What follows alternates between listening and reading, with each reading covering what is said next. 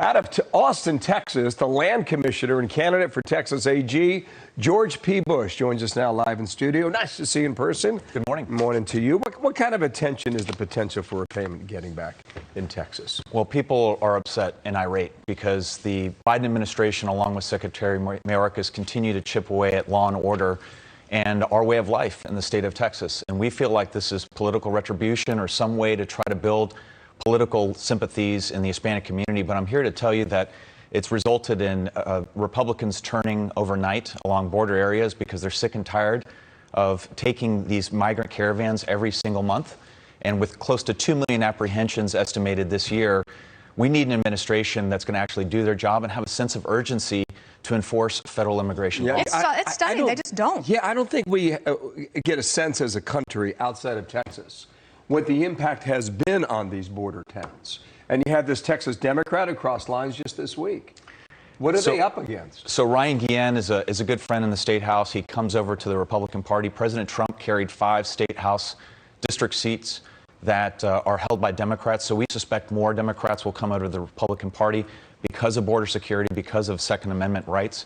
But in border towns, I talk to Democrat county sheriffs, county judges every single day, and they tell me they've never been more embarrassed by their president than they have right now because they are left behind. So going back to the Haitian migrant caravan crisis in Del Rio, the county judge there is a Democrat, but yet this administration fails to reimburse him for the costs that he absorbed, which destroys these small county balance sheets recovering dead bodies or hosting people in hospitals and schools, and it's totally lawless. And well, if it was happening, like if it was happening in Massachusetts, for example, they would not be this callous about it. And it doesn't make sense politically for them. Jason Riley has this piece it's saying that the border crisis has President Biden's presidency on the edge. When voters give a president an evenly divided Senate and a razor-thin House majority, they have not given him license to ram through a mass amnesty or to make broad changes to U.S. immigration policy on a party line vote. And then there's also this, important to Texas as well, which is anti-energy policies. If you take a look at this list of all the things that happened on day one, of course, starting with canceling Keystone,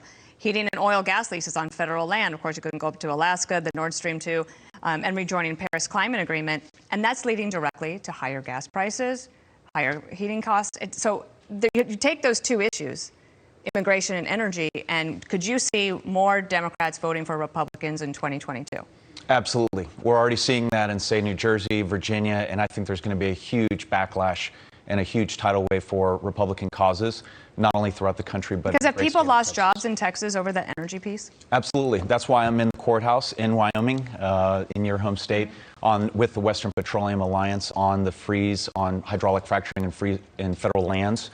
And there's an estimate now that in Texas, according to the Oil and Gas Association, that we will lose over 200,000 oil and gas jobs because of the harmful policies of this administration. And yet we're begging OPEC and some of our enemies, say Russia, to produce more when we can be producing here and creating hard-working blue-collar jobs for Americans. You're running to be AG. You're running up against Ken Paxton during the primary. We'll see how that goes. It's March of next year. Is that right? It is. Why do you believe this administration has been so cavalier about the issue of immigration? We're now getting a number that we could have 2 million apprehensions in 1 year. Well, I think this is an anti-Texas thing. President Biden has never been to Texas. Kamala Harris, when she came to El Paso. Never been at all? Not that I'm aware of. I think we looked it up in 40 years of public service. He's never been to the border. And so when you look at Kamala Harris's trip, she spent more time in the air than actually visiting the wall and talking with honorable Border Patrol officials. And so I think this is a political game. It's retribution against the state of Texas because we refuse to stand for these policies. And then you have Beto announcing. Yeah, I was going to ask you, Beto O'Rourke, does he have a chance this time? Well, that dog don't hunt in Texas when you talk about taking away guns, tearing down border wall, and defunding the police, which he's on record for saying. Listen, thanks for coming in today. We'll Good to follow see the you. race and see what happens. George P. Bush, thank you, sir, very much. Thank you. Right.